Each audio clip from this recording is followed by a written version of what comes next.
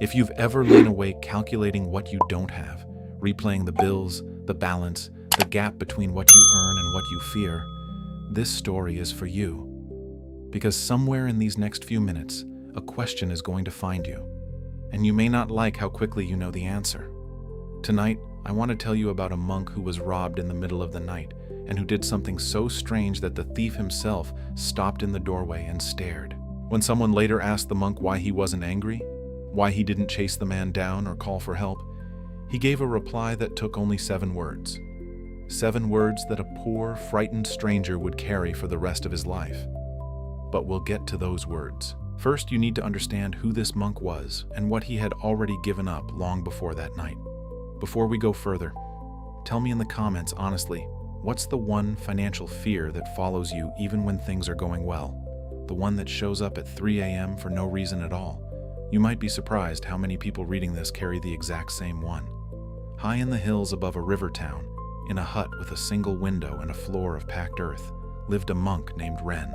He had once owned a house with tiled floors and a garden of stone, back when he was a merchant's son, and money moved through his hands like water he never thought to hold on to. He remembered the weight of that old life, the locks on every door, the ledger he checked twice before sleep, the way he used to wake in the dark certain that something had been stolen even when nothing had. He remembered it the way you remember a fever. Not fondly, but clearly. Now his hut held almost nothing: a sleeping mat, a clay bowl, a blanket, thin and much mended, that he wrapped around his shoulders when the mountain wind came through the cracks in the walls, a small wooden shelf with 3 items on it: a cup, a spoon, and a candle stub he lit only when he was writing. That was the whole of his household. Whole of. People from the town below sometimes climbed the path to bring him rice or oil, not because he asked, but because something about sitting near him made them feel, for an hour, that they had enough. They could never quite explain why. He asked for nothing, and somehow that made them want to give him everything. He had not always been able to sit like that.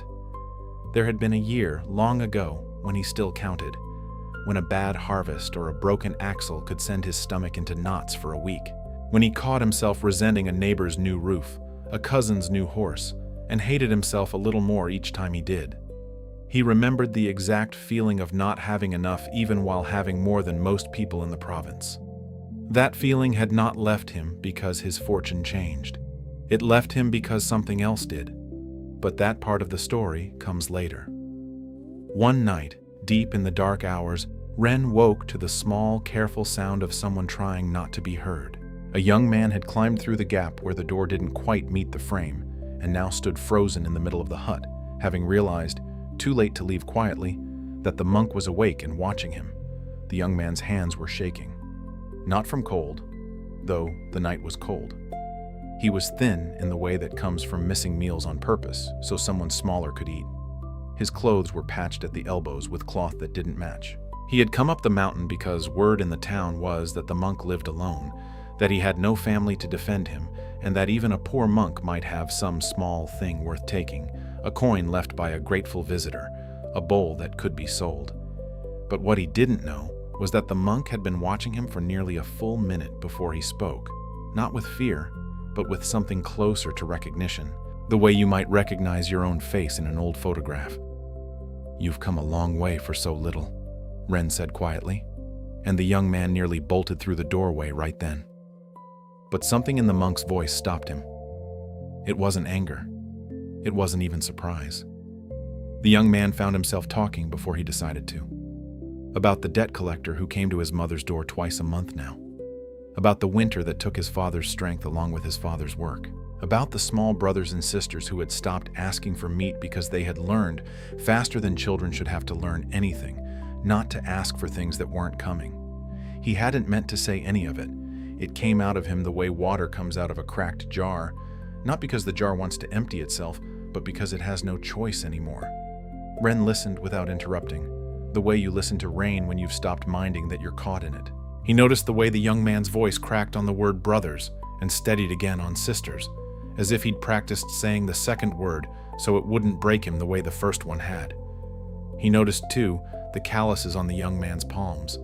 Not the calluses of someone lazy, but of someone who had been carrying and hauling and reaching for work that kept disappearing before it could feed anyone. There was no self-pity in the boy's voice, only exhaustion. The specific exhaustion of a person who has done everything asked of him and still watched the gap between enough and not enough refuse to close. And this is where everything changed, though neither of them understood it yet. When the young man finally went quiet, ashamed of how much he'd said to a man he'd come to rob, Ren rose from his mat, walked to the small wooden shelf, and picked up the cup, then the spoon. Then, after a moment's pause, he reached for the thin blanket around his own shoulders and held all of it out. "You'll want something to carry these in," Ren said, and folded them into a cloth bag that had once held rice. The young man stared at him. This was not what happens when you're caught. He knew what happens when you're caught. He had been ready for shouting, for a blow, for the shame of running back down the mountain path with nothing, and the added weight of having failed even at this. He was not ready for a man calmly emptying his own shelf into his hands. Remember this detail. It matters later. Ren did not check what was left. He did not glance around the hut to see what remained for himself.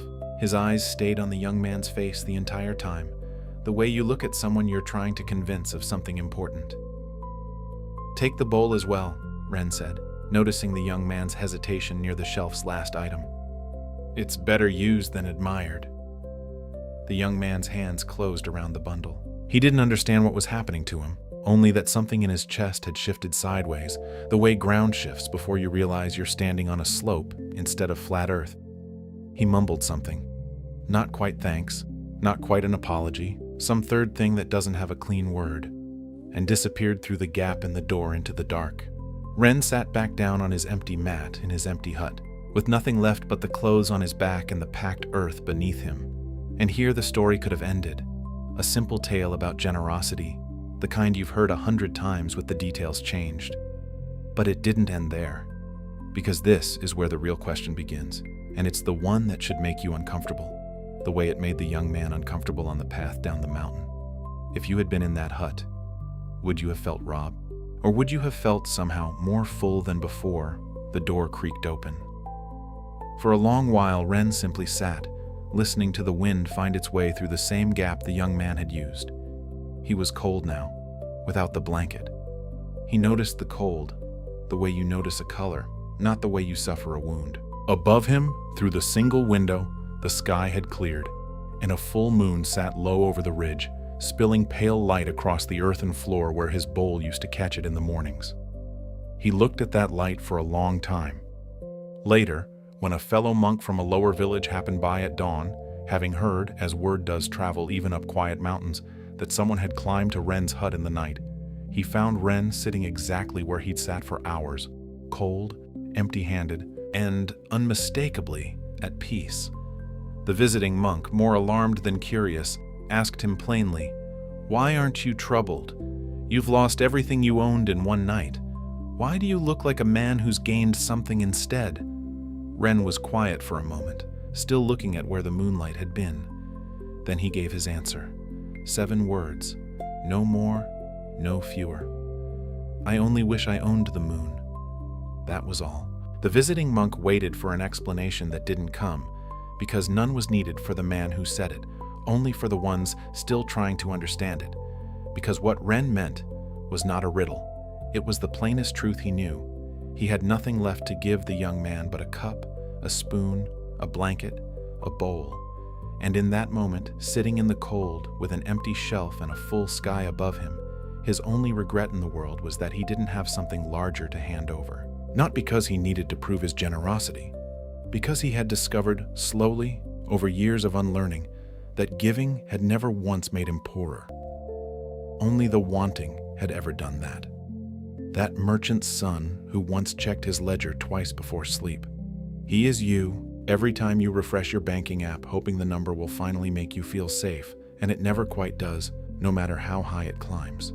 The young man on the mountain path, ashamed and starving and certain that taking was his only option, he is also you in the quieter moments when you buy something you don't need just to feel, for 10 minutes, less afraid. And Ren, sitting cold and unbothered under a full moon, giving away the last of what he had. He is not some distant, impossible ideal. He's simply further along a path you're already walking, whether you know it or not. The concept underneath this whole story has a name older than any of us: sufficiency. Not the number in your account, not the size of the cushion between you and disaster. Sufficiency is a decision you make internally, long before your circumstances agree to support it. It has almost nothing to do with how much you hold, and almost everything to do with how tightly you're holding it. Ren wasn't peaceful because he had nothing left to lose. He was peaceful because somewhere in his years on that mountain, he had stopped measuring his life by what could be taken from it. The young man came up that hill believing that if he could just get his hands on a little more, the fear in his chest would finally go quiet. But fear like that was never actually about the cup, or the spoon, or the coin he hoped to find. It was about a feeling of never having enough that no object was ever going to satisfy, because the emptiness wasn't in his pocket. It was somewhere else entirely, and money has never once been able to reach it. Think about how much of your own week is spent trying to close that same gap, not through violence or theft, but through smaller, quieter versions of the same reach. The extra tab open at midnight, the cart you fill and don't check out, the number you refresh hoping it moved even slightly in your favor since the last time you looked, an hour ago. None of that makes you weak. It makes you human. Living inside a story almost everyone around you has also been told. That safety is a number, and once you reach it, the fear stops. Ren's whole life is a quiet argument against that story. He reached the number once as a merchant's son, and the fear didn't stop. It only found new things to attach itself to. A neighbor's roof, a cousin's horse, a ledger that needed checking twice instead of once. The fear left only when he stopped feeding it comparisons and started asking a different question entirely. Not, do I have enough, but can I be enough right now with what's already in my hands? This is the part where a video like this usually hands you a list of investments or a 5-step budget. And I won't do that to you, because that's not what actually changes anything, not really. Here instead are 3 small, honest things you can do, starting tonight. First, tonight, before you sleep, write down 3 things money cannot buy that you already own. Not things you hope to have, things you already hold right now, in this exact life, tonight. A person who checks on you, a body that still works well enough to carry you through your days, a mind that, despite everything, is still asking questions like the ones in this story. Second, notice, just once this week, the exact moment you reach for your phone to buy something out of anxiety rather than need. Don't stop yourself. Just notice it. The way Ren noticed the cold without suffering from it. Naming the moment quietly takes away some of its power over you. Third, give something away this week that costs you almost nothing to give, but that someone else would genuinely welcome. Your time, your attention, a meal, an hour of real listening. Not because generosity fixes your bank balance. It doesn't, and it was never supposed to. But it interrupts, even briefly, the old story your mind tells you about scarcity. It reminds some quiet part of you that you are, even now, a person with something to offer, not only a person waiting to receive enough to finally feel safe. Picture Ren again if you can, sitting on that packed earth floor as the sun comes up behind the ridge, his hut empty except for himself and the last of the moonlight fading from the doorway. He isn't waiting for morning to bring him anything. He already has what he came up that mountain years ago to find. If you had asked him, in his own voice, what he would say to the version of you lying awake tonight doing the math again, he might have said something like this: the number in your mind will never be the one that saves you. It was never really about the number. It was always about whether you could sit, even for a moment, in what you already have, and call it enough. And so, here is the truth this whole story was carrying. The one worth keeping long after you've forgotten the mountain and the moonlight and the young man shaking hands. You do not need more to feel safe. You need to stop measuring your life by what could still be taken from it. If this story gave you even a single moment of that quiet, there are more like it waiting for you here. Next time, I want to tell you about a king who traded his crown for one night of real sleep and what he asked for in return when he woke up. Walk gently. Hold loosely.